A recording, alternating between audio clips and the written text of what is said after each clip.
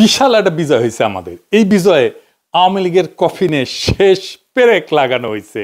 এইটা সাহেব একটা পেরেক লেগে দেন কফিনে, একই সাথে মোদিরে পাইরে ফেলার ব্যবস্থা করা হয়েছে। 2024-এর 5ই আগস্ট থেকে আজ পর্যন্ত আমরা গুমের পেছনে জড়িতদের বিচারের দাবিতে এক ভয়ঙ্কর শক্তির বিরুদ্ধে লড়াই করছি। সেই লড়াইয়ে বিজয় আসছে, প্রাথমিক বিজয়। প্রথম ধাপে আমরা ওয়াকারকে পরাজিত করতে পারছি। আন্তর্জাতিক অপরাধ ট্রাইব্যুনাল এক ঐতিহাসিক পাহাড় সম কঠিন কাজ করছে। জয়েন্ট ইন্টারোগেশন সেল এবং TFI task force for interrogation, এই সেলে গুম এবং নির্যাতনের 2 মামলায় মোট 30 জনকে আসামি করা হয়েছে এবং এর মধ্যে আছে ডিজিএফআই এর সাবেক অনেকগুলা পরিচালক এবং আর্মির, সেনাবাহিনীর উর্দি পড়া দুর্বৃত্তরা। তবে এই ঘটনা থেকে বাংলাদেশের মিডিয়া কারা নিয়ন্ত্রণ করে সেটা ধারণা পাওয়া গেছে। আমার দেশ এবং কয়েকটা সামান্য গণমাধ্যম ছাড়া কেউই সাবেক ডিজিএফআই এর কর্মকর্তাদের বিরুদ্ধে গ্রেপ্তারি পরোয়ানার খবরটাতে ডিজিএফআই শব্দটা পর্যন্ত ব্যবহার করেনি। সবার শিরোনামে ছিল শুধু হাসিনা আর সাবেক সেনা কর্মকর্তাদের নাম।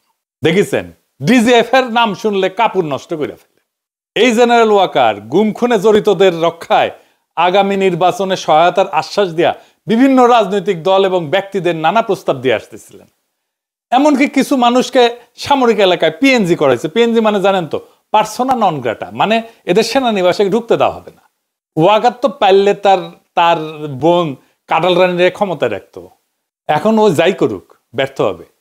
কারণ সে মিত্র হিসেবে বেছে নিচ্ছে কালপ্রিটদের, দুর্বৃত্তদের, এবং তার মিশন হইতেছে দুর্বৃত্তদের রক্ষা করার। যাই হোক, আগে জেনে নি আসলে গুম সংক্রান্ত কি বিশাল অপরাধ হাসিনা আর তার দলবল করেছিল।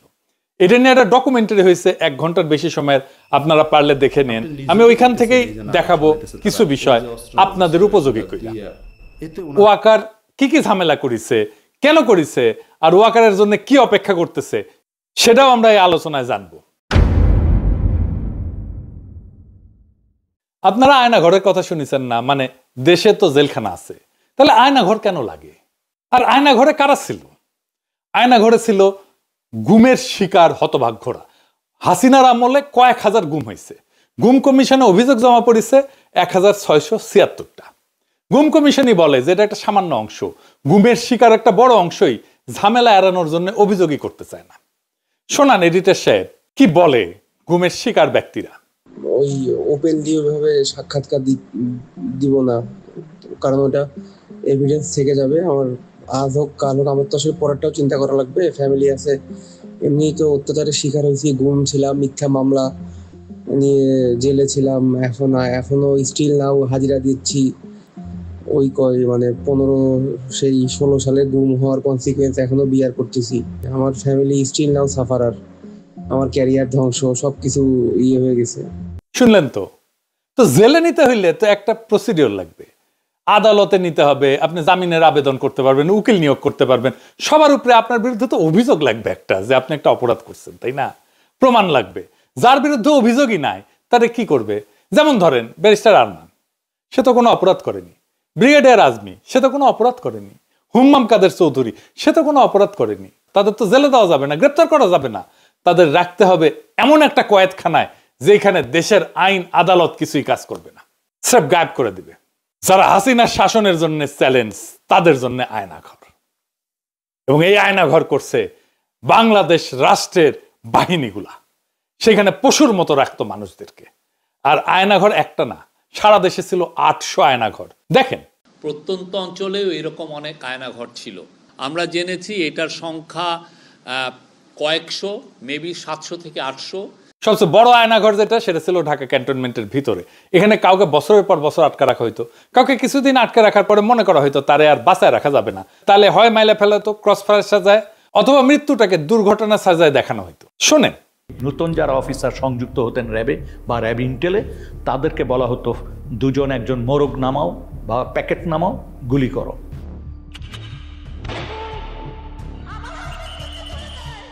যখন ক্রসফায়ার বেশি সমস্যা হয়ে গেল আন্তর্জাতিকভাবে এবং জাতীয়ভাবে, যে এরা এটা নিতে পারতেছিল না আর এটা ক্রিটিসিজম, তখন ওরা বললো যে আরে আমরা বডি প্রডিউস করি কেন, নাই করে দিলি তো হয়, তাহলে তো কেউ বুঝবে না কি হয়েছে। তখন এইটাই মুভ করলো ওরা।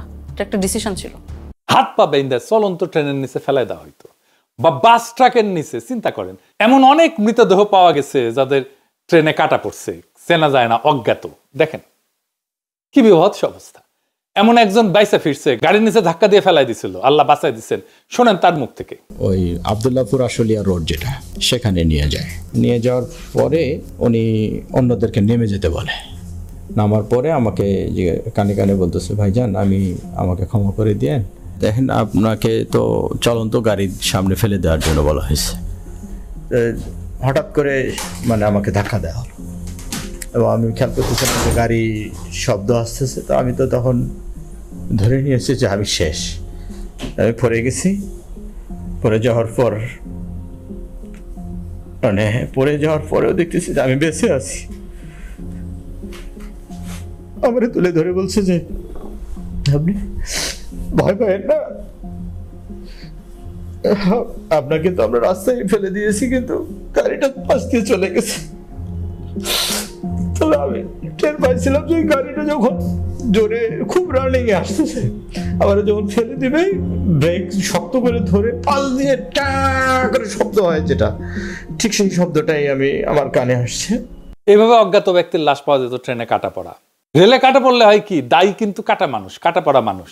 বাংলাদেশের আইনে কারো দোষ হয় না, সেজন্যই ট্রেনের নিচে ফেলাই দিত। কাউকে ইনজেকশন দিয়ে অজ্ঞান করে ট্রেনের নিচে ফেলাই দিত, গাড়ির নিচে ফেলাই দিত। কি অবস্থা চিন্তা করেন। তো যদি ডেড বডি পাওয়া যেত তাহলে তো বিপদ। তখন তাদের নদীর মাঝখানে নিয়ে গুলি করে পেট চিরা কোমরে সিমেন্টের বস্তা বেঁধে ডুবাই দেওয়া হইতো। জিয়াউল হাসান নিজের হাতে এরকম মানুষকে মারছে। শুনেন স্বীকারোক্তি। যখন যাওয়া শুরু হলো, আমরা ইয়েতে যাওয়ার পরে উনি ডেস্টিনেশনটা আগে থেকে বলেন না কোথায় যাবে, সাউথের দিকে যাবো। তো যাওয়ার পরে তারপরে বললো যে স্লো ডাউন। যখন স্লো ডাউন বললে তখনই বুঝি যে এখন প্রক্রিয়া শুরু হবে। যখন খোলের ভিতর দিকে তাকে তুলে নিয়ে আসে, সিমেন্টের বস্তা কিন্তু বাইরে থাকে স্যার। খোলের মুখটা খুলে একজন করে তুলতেছে স্যার, সিমেন্টের বস্তা দিয়ে সে বেঁধে ফেলতেছে, পাথে হচ্ছে হাঁটু বড় বড় হয়েছে। বেঁধে মায়ের কাছে সিমেন্টের বস্তাটা থাকে, একদম কর্নারে রাখছে। সেকেন্ড মেন স্যার পিলোটা দিয়েছে, পিলোটা দিয়ে উঠেছে সব। তাহলে পছন্দের জায়গাটা হলো মাথা স্যার, মানে মাথার এখানে বা এই পাশে বালিশ ঠেকিয়ে তারপরে একদম 6 রাউন্ড ফায়ার করে। 2 রাউন্ডটা ফায়ারের প্রয়োজনটা কখনো যদি কখনো তার মনে হয়েছে কারো হাত কেঁপে গেছে, তখন উনি বলতে সেকেন্ড শট। ঢাকায় সুন্দরবনের দস্যুদের কাছ থেকে উদ্ধার করে একটা ট্রলার ব্যবহার করা হইতো এই কাজে। এইটা সাহেব দেখান সেই স্বীকারোক্তি। দস্যুদের কাছ থেকে উদ্ধার করা ট্রলার, যেটা জেনারেল জিয়াউল হাসানের টিম এটা এনেছিল, এবং পরবর্তীতে আমরা জেনেছি যে জিয়াউল হাসানের প্রত্যক্ষ তত্ত্বাবধানে অনেক মানুষকে ওখানে নিয়ে যাওয়া হতো রাতের গভীর রাত্রে। এই জায়গাটা এবং বন্দিরা থাকতো বুঝছেন এখানে এই ডেকের উপরে, কোনো সময় তো ডেকের ভিতরে থাকে। এন্ড দেন অফিসাররা, কারণ ডেকের ভিতরে না থাকলে দেখা গেলো মাঝে দেখে ফেলি, এরকম হয়। ওরা সবই এখানে বা কেউ এখানে থাকতো। এন্ড দেন এখানে এনে শুট করে এখান থেকে ফেলে দিবে। ওখান থেকে ফেলে দিবে, পেট ফাটতেছে ওখানে কুইক অ্যাকশন।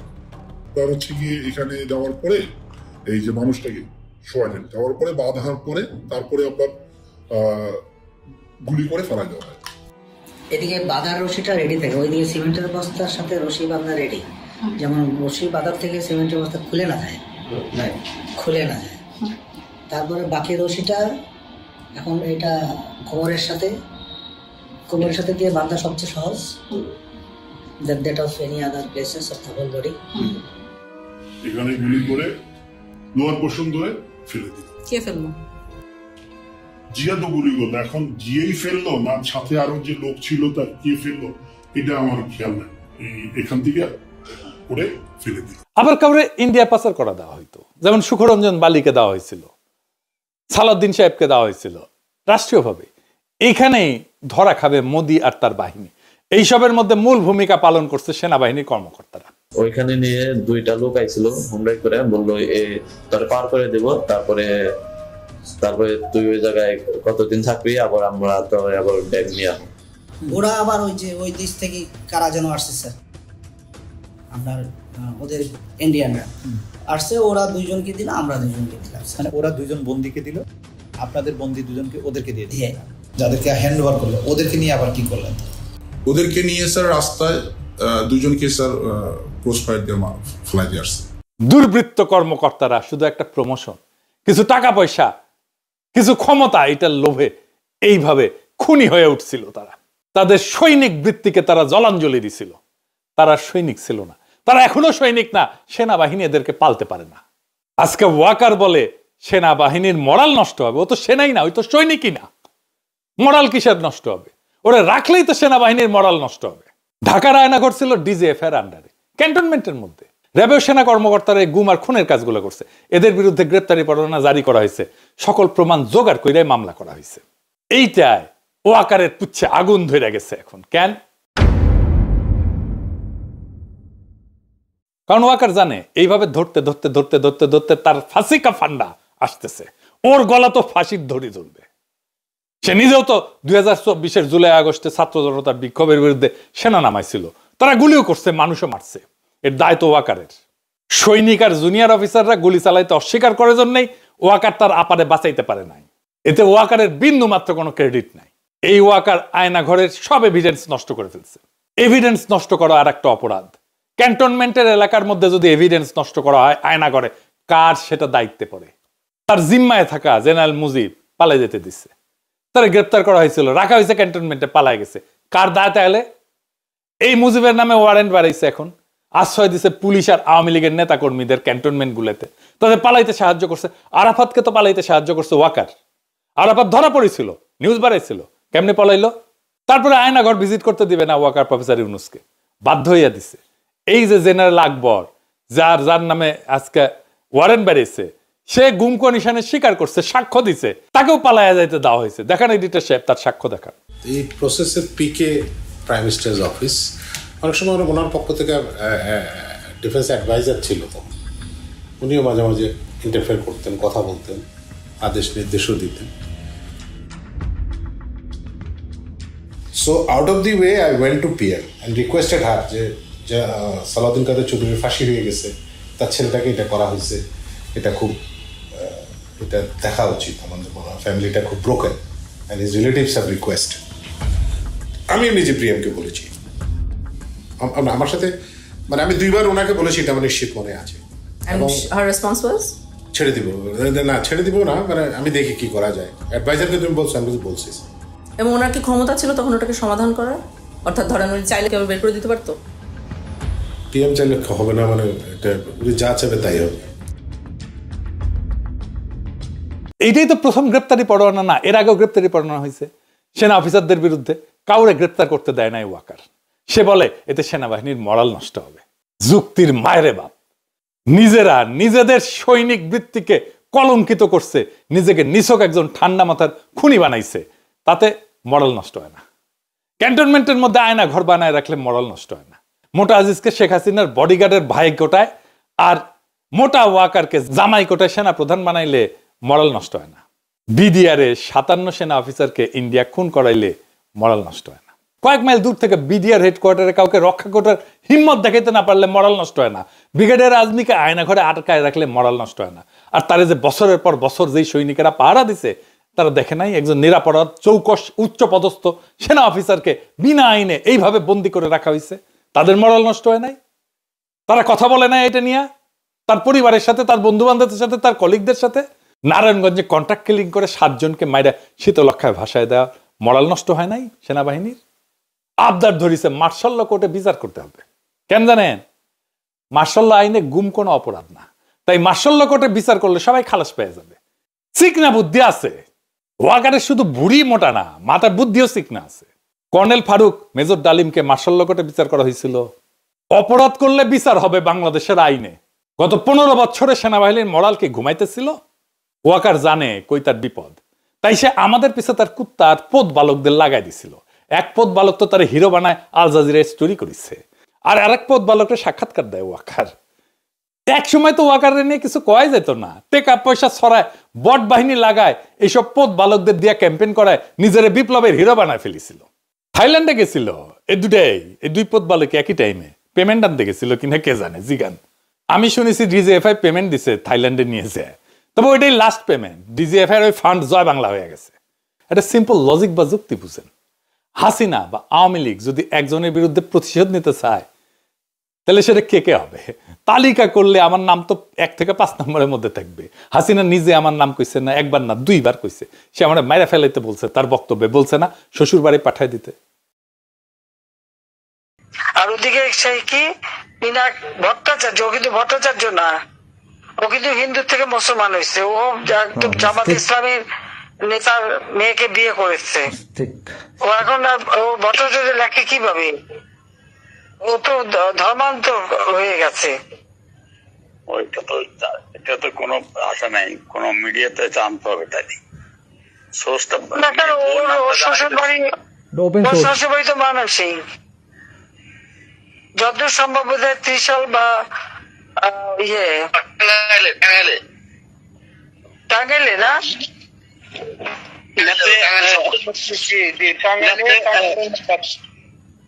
জামাতে ইসলামের নেতা না, জামাতে ইসলামের নেতা কিন্তু তার মেয়েকে তো এই বিধর্মীর সাথে বিয়ে দেবে না, নিশ্চয়ই তার মুসলমান বানাইছে।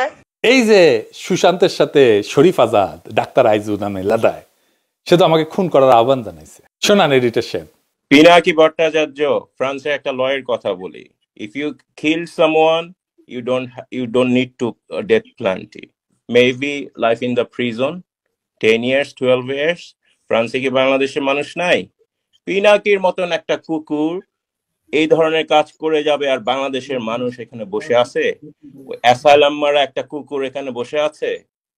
এই কুকুরটা গলা কাইটা যদি এখানে কোনো মানুষের ডেথ পেনাল্টি হবে না, life in the prison. I am challenging, I am sorry.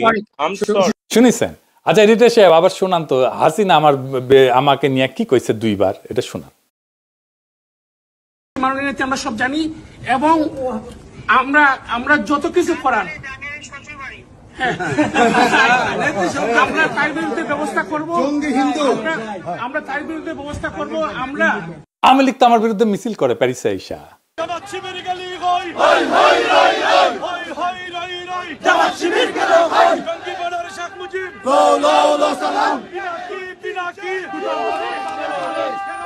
ইন্ডিয়ানরা আমার পছন্দ করে, আমার বিরুদ্ধে তো ইন্ডিয়ানরা পর্যন্ত কন্টেন্ট বানায় গালাগালি করে আমার পোস্টে এসে। দেখেন তো, নাস্তিক যেগুলো আছে সব কয়টা তো আমার গেলায়, তাই না? বাম যেগুলো আছে সেগুলো তো আমার গেলায়, তাই না?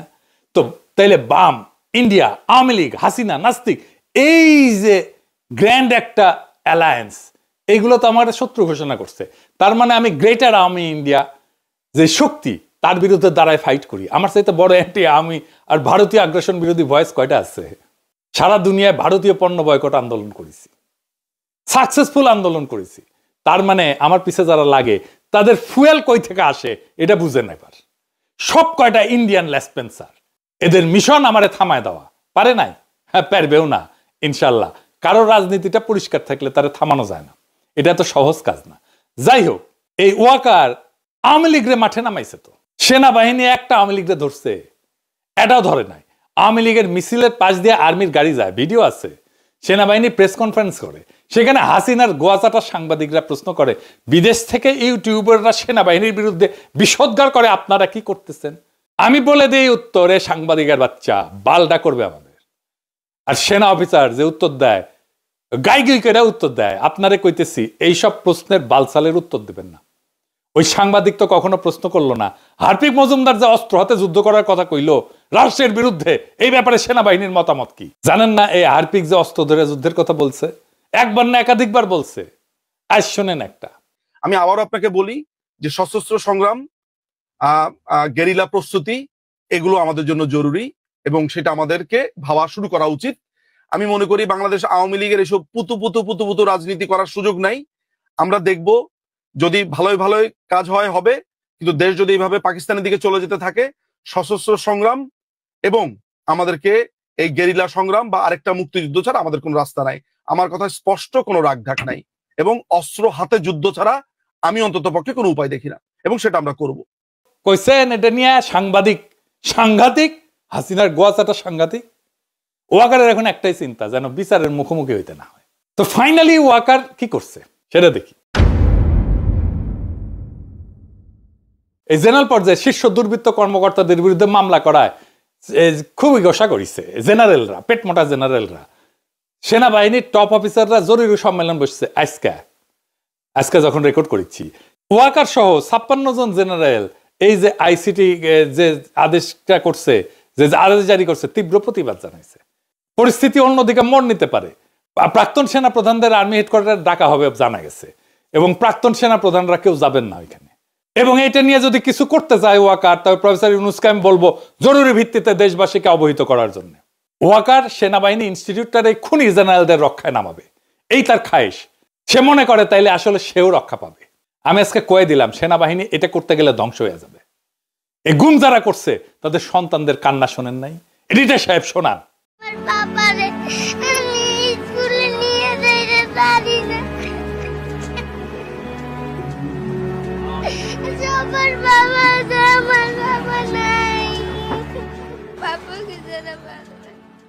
আর একটা শোনান। আমার বাবাকে আমি একবারও দেখি নাই।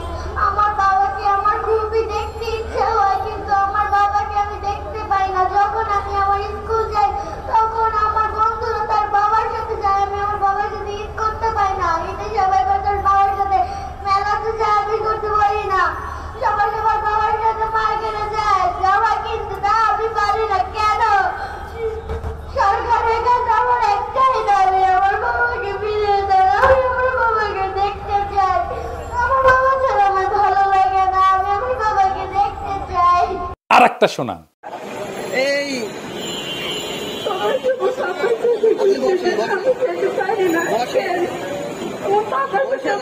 করতে বলছে,